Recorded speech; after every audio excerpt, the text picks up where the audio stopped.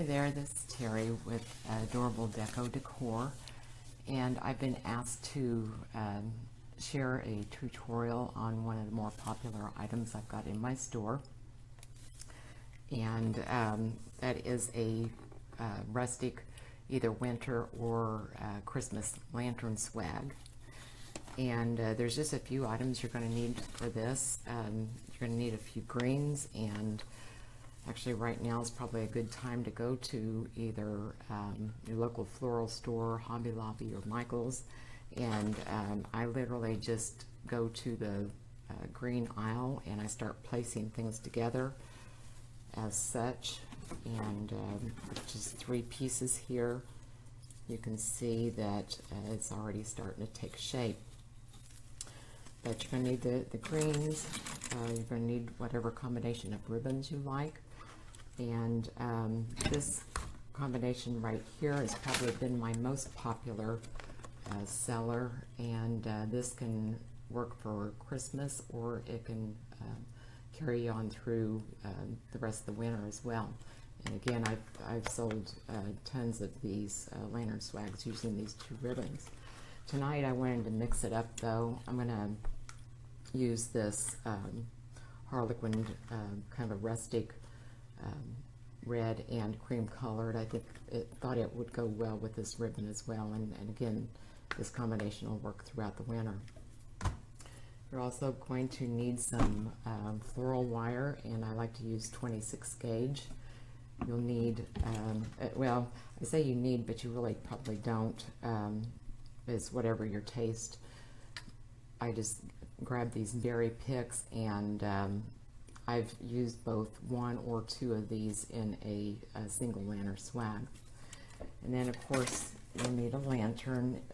We'll use this toward the end, and I just go ahead and connect my lantern swag, and then use that to position my bow and figure out how I want to trim the ribbons. So let's get started. I went ahead and, like I said, I've got these 3 greenery picks that I've already selected. And one thing you do want to be sure to do is to actually fluff your greens. If you just pick them up out of the store and go ahead and use them, they're going to be flattened, and there won't be any real dimension to your lantern swag. But, and I've already taken the time to fluff most of these. This last one, you just actually just take each individual branch and fluff it just like you would your Christmas tree. So first thing I do is position these 2 together. I think that adding the 2 together will add a little bit more interest. Really, you could probably use just the 2 picks here if you wanted something that wasn't quite so heavy. Anyway, I like to use these 2 together, and just put them here in my fist. Just turn them around so that the pine cones show. And then the other one, I just take it the opposite direction, and again lay it in my fist. And I'm going to leave some space for the bow, and what I need is about a fist width. Then I'm just going to take this other pick with the berries on it and just layering them here in my fist. And this one I forgot to fluff, or let me do that real quickly. There again, just like I did my greens, I'm going to just pull each individual piece apart to add some depth and dimension. I'll just take a little bit of time to do this. What I like about these lantern swags, if you have if you're selling wreaths or have an Etsy store or such, it gives you a different price point. I've sold a lot of these as gifts. Somebody wants to spend, well, I think the least expensive I've had is $15, and on upwards, however much you want to put into them. you have a pretty wide range of price points. And I also like them because they're quick and easy to make. So here I've got, I don't know if you can see this, I've got the base of the lantern swag, and what I'm going to do now, I'm going to take my zip ties, if I can find them. I'm going to take my zip ties and just start joining these together.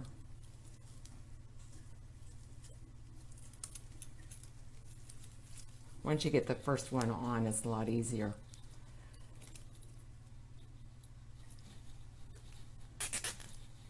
And I don't put them too tightly at first because I may want to change my mind and want to either raise or lower them. So I just secure it so that I can manage them just a little bit easier. I usually start out with 3. And these you can buy Hobby Lobby. We have a Jeffrey Allen's here in Terre Haute. They have them, and then also Michael's or any floral supply company should have them. I've even seen zip ties at Lowe's and Menards. As you can see, now that I've got the first one done, I can put it back, lay it down.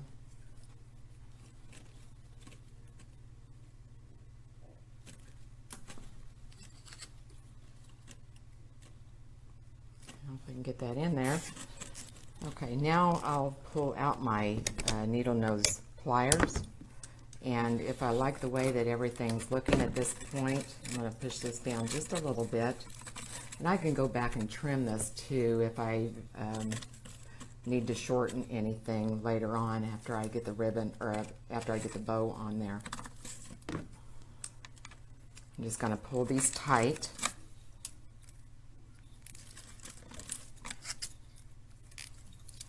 One trick or one tip, make sure that when you're pulling these tight that you don't pull it, you're not pulling it toward your chin. I've about knocked my teeth out a couple of times on this.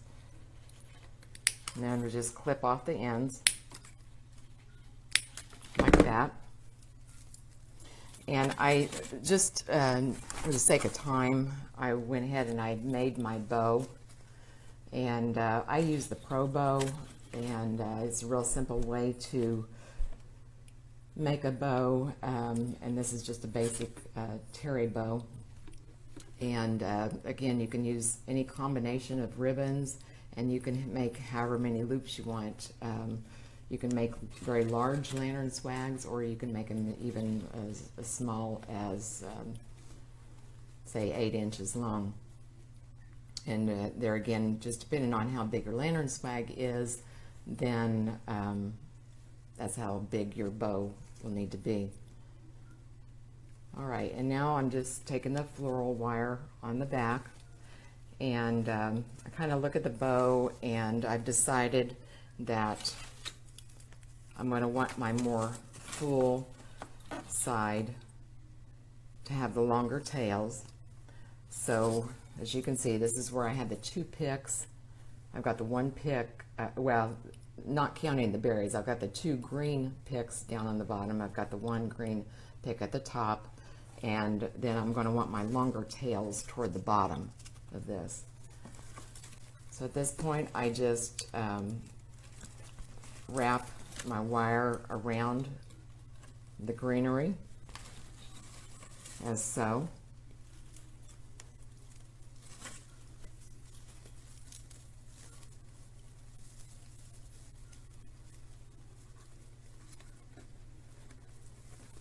And then I'll take the swag itself and turn it upon itself.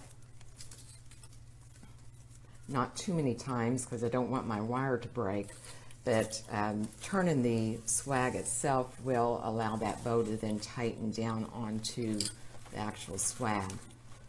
And I'll go ahead and I'll twist the back of the wires, and I'll put it out about 1 inch or so. And then I'll just take my needle nose pliers or wire cutters and clip that off.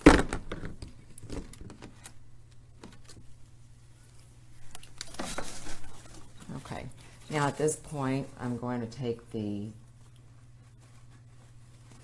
wire and twist it around and on the back of the swag so that that you don't poke yourself with the wire.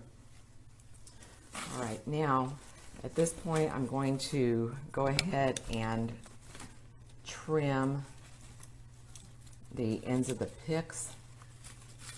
I probably should have showed you that before I put the bow on, but as you can see, I've got these loose ends kind of sticking through there.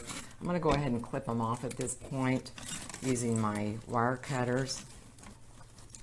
One thing you want to be sure that you don't cut the wrong thing. So I usually will take it kind of twisted up so that I can stay away from the swag itself. And then I'll turn that back in so that there's no place where somebody can get cut or poke their hand.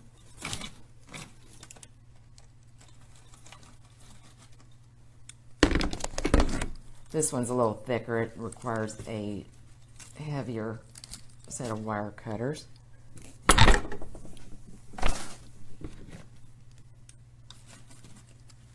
And there again, we're going to turn that under itself. I've got one more up here.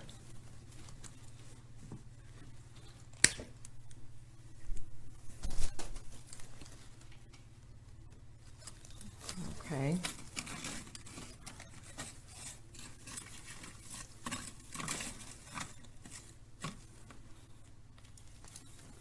And I've got the one for the berry pick as well.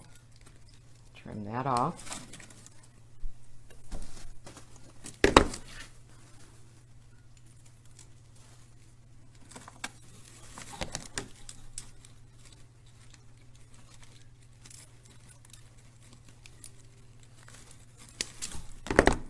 Okay.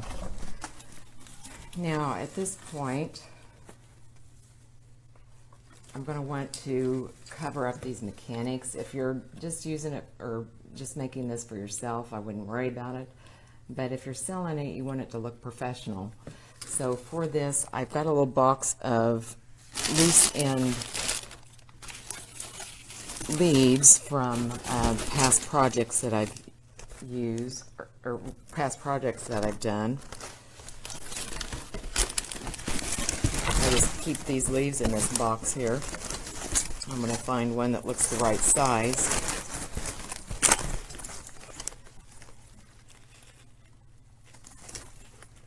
And that's a little bit big. Yeah. I try to match the color of the greens as well, pretty closely. But for the most part, this won't show. So now I'm going to take some hot glue and put that along both sides here. And at this point, it's real easy to burn yourself. I've got plenty of scars to prove it. I'll take this and actually I'm going to turn it the other way. Just lay that out down there. Again, so you can hide your mechanics and make it a little bit more professional looking. Proof in point, I just burnt myself. Kind of get used to it unless it's a bad one. Makes my manicurist real happy when I come. I've got burns all over and destroyed her nail work. Okay, I'm going to trim off this end here just because I don't like the way it looks. Now you can see that, can you see that? The mechanics are well hidden. Okay? Now at this point we're going to take the rustic wire, and this is just green rustic wire. It's a covered wire.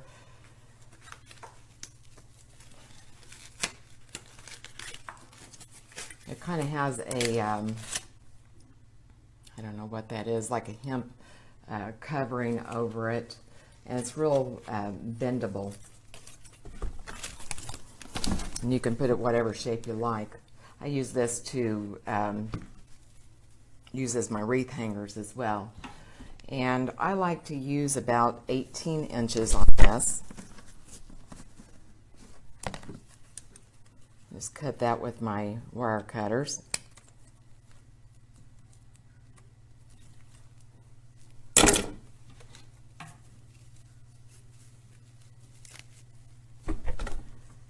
And then I slip that. There's going to be a little space. I don't know how well you can see that, but I usually like to put it underneath the bow, over the leaf that we just put that covers our mechanics. I just put it right through there.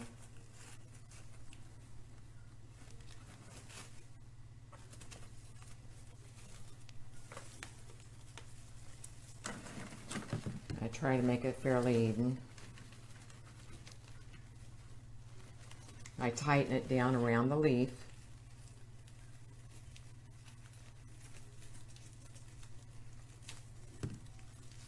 There again, trying to make it look as tidy as I can. And I usually give it 2 twists. Okay, and so that's what you have at this point. And like I said, this is completely bendable and will hold its shape. All right, now this is the point where I get the lantern.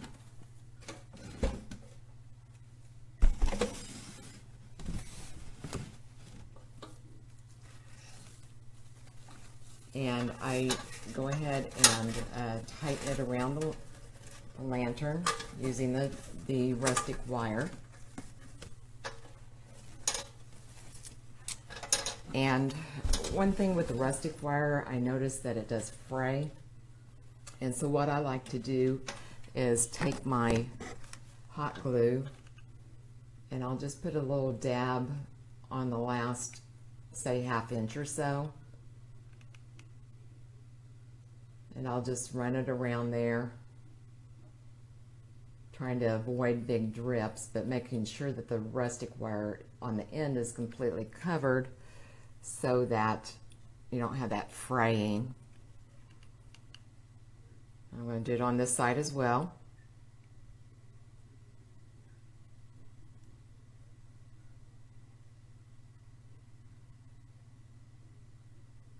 Okay. All right, now while that's drying, then I come around and I start to shape my bow and the greenery. I like to kind of have it bent back and kind of like it's draped over the lantern itself.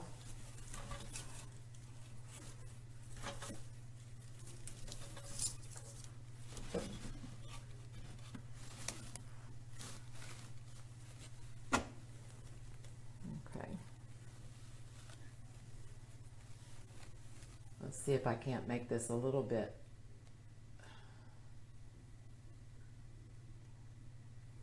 sorry about that. Trying to make it where you can see the whole swag. But I'm just going to go through here and position the tails however I like. And I'll go back and trim them as well. But you like them going various directions. And let me do a little trimming here. And then I'll turn it back around and let you show or let you see what I've done.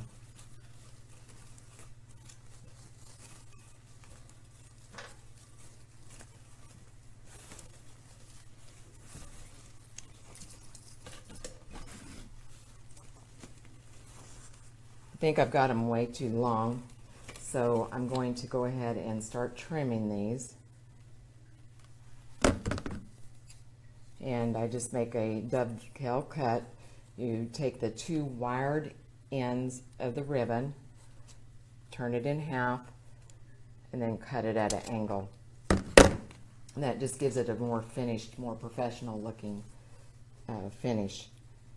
I like to put two ribbons together and a shorter one on top of the underneath one. Here's going to be another dovetail cut, and then we'll just kind of run your fingers and kind of drape the ribbons.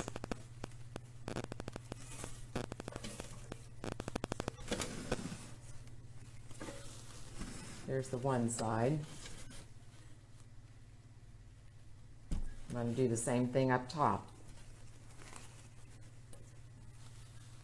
And on this side, I'll probably do the opposite. I'll put the Harlequin ribbon up top, and then the Let It Snow we'll put on the bottom.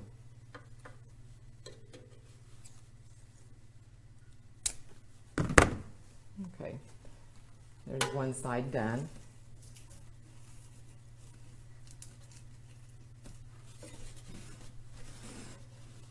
And then I'll go ahead and I'll do the same with the other side as well. But that kind of gives you an idea of how simple it is to make this